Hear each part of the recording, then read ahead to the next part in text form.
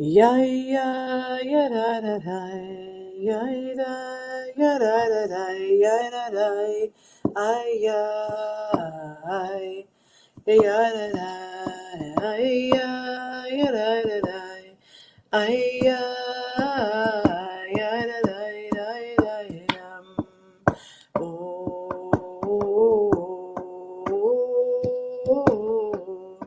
oh, ya da da dum, I ya da da da, ya da ya da da da, ya ya,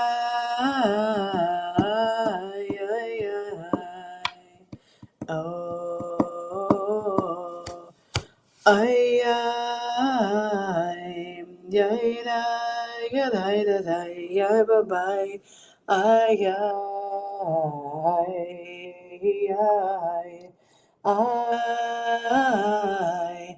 ay, ya, da, ya, dum. Oh,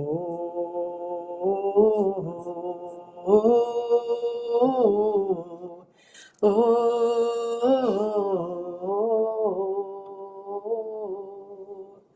ay, ay, ay, da, dum. Yay, yay, yay, da, da, da. Yay, yay,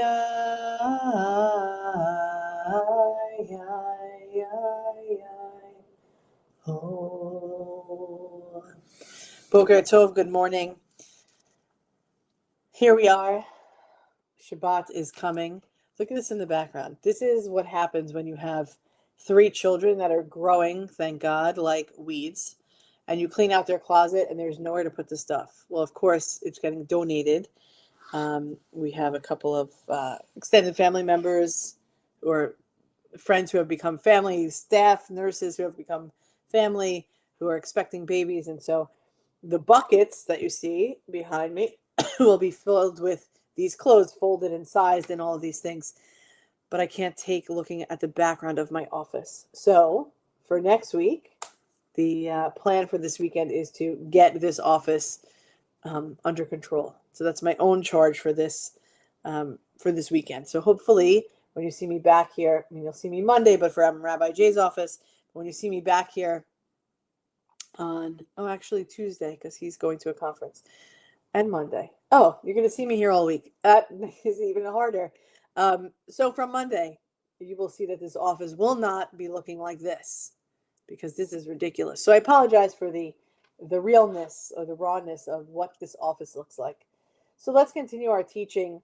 I had mentioned yesterday that I thought I would save the part 3 of this week's learning for Shabbat, but in fact, I was able to write something else for tonight, and so the teaching should be for all of you this morning.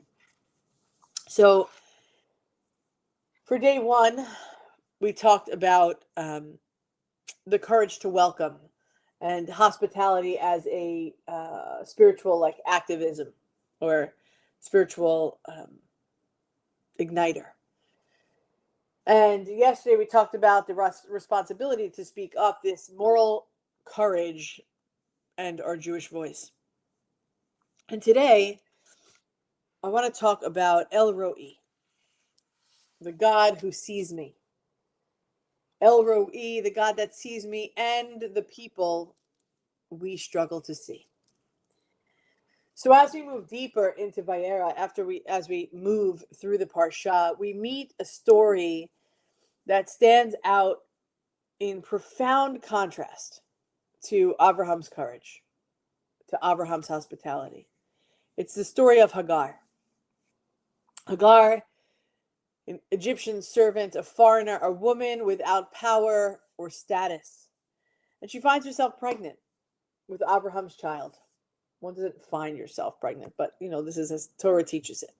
Finds herself pregnant with Abraham's child, and then mistreated until she flees into the wilderness.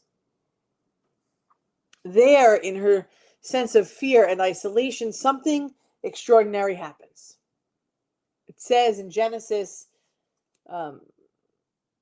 verse 7, I think chapter 16, it says, the angel of God found her.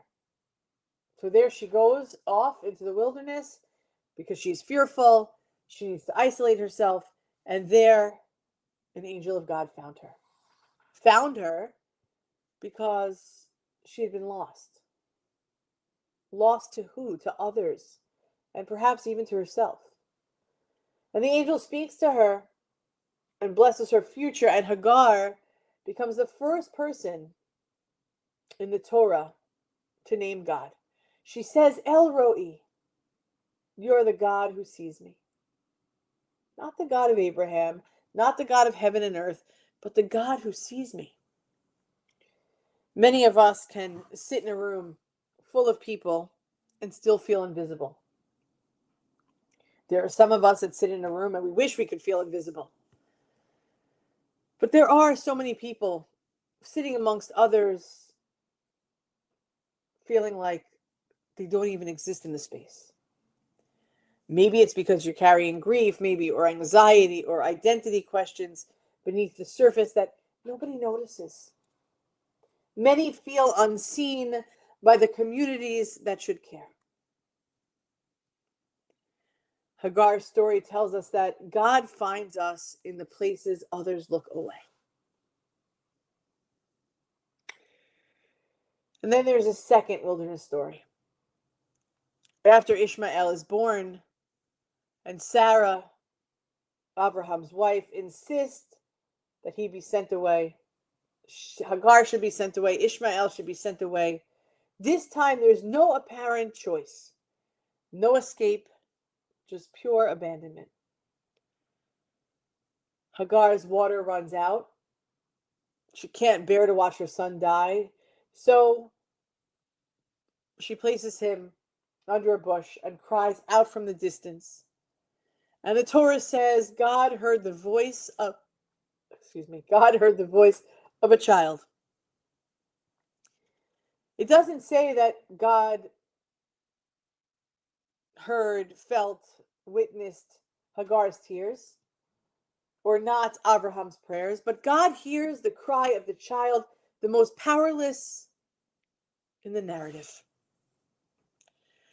Judaism begins with a God who listens first and most urgently to the one who has been pushed aside. Right, we hear in the Torah that we need to care for the stranger, that we need to care for the widow and for the orphan and for the child. This is a profound teaching here. The spiritual measure of a community is how quickly it hears the cries of those at the margins. Oftentimes, not maybe recently, because sometimes you have to just change up the things you say. But before the Shema, or the words where we take our tzitziot, the fringes from our talits, and we bring them together to a place of ba'ahava, place of love. And I often say, from those who are seen and unseen, from the margins, let the cry be heard of those who are left outside the camp. The spiritual measure of a community is how quickly it hears the cries of those in the margins. This story pushes us to ask, who is Hagar in a world today? Whose voice is too easy to ignore, who feels unseen by the Jewish community or by society at large? Maybe it is a person navigating illness who feels forgotten once the crisis quiets. A single parent holding everything together alone. A teen struggling silently with their identity or mental health. A refugee rebuilding a life from nothing. The person whose grief is invisible because their loss is not publicly acknowledged.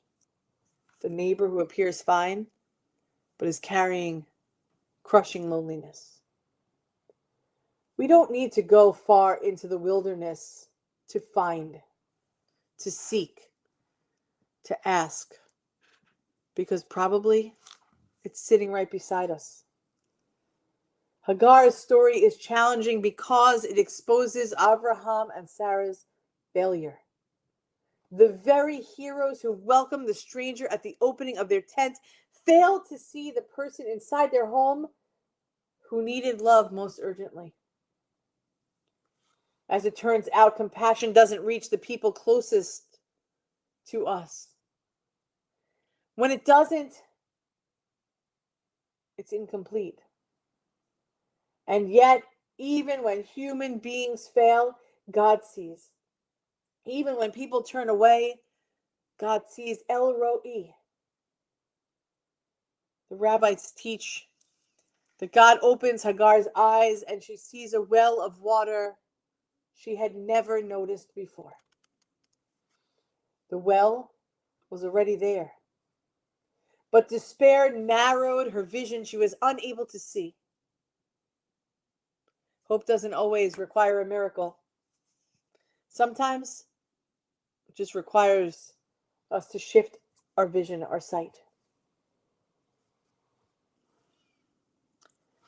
How many wells of support, of love, of connection, and possibility surround us unnoticed because fear convinces us that we are alone.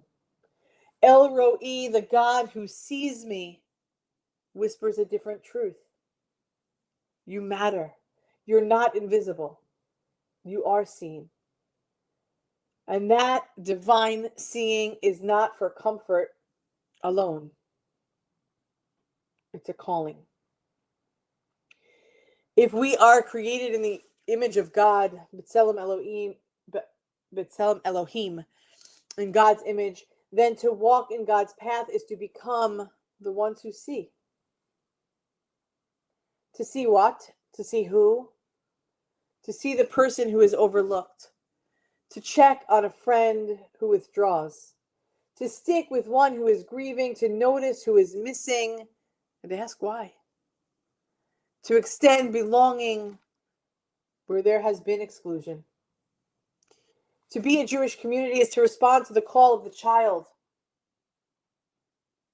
Not once the rescue arrives, but the moment the crying begins.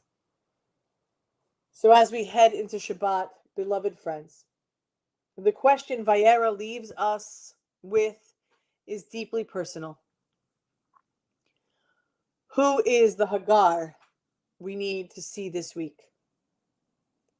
And what well might we help them find? Our tradition teaches that Avraham was chosen because he would teach his household to do tzedakah umishpat, compassion and justice. Today we see that living up to that legacy also means repairing the places where even our ancestors stumbled. And we too will stumble. And God willing, we will leave the world to those who will help make it better. But in the process, we must make it better than we received it. Beloved friends, may we inherit not only Abraham and Sarah's greatness, but also the humility to do better. May we become a community of open tents, of open voices and open eyes.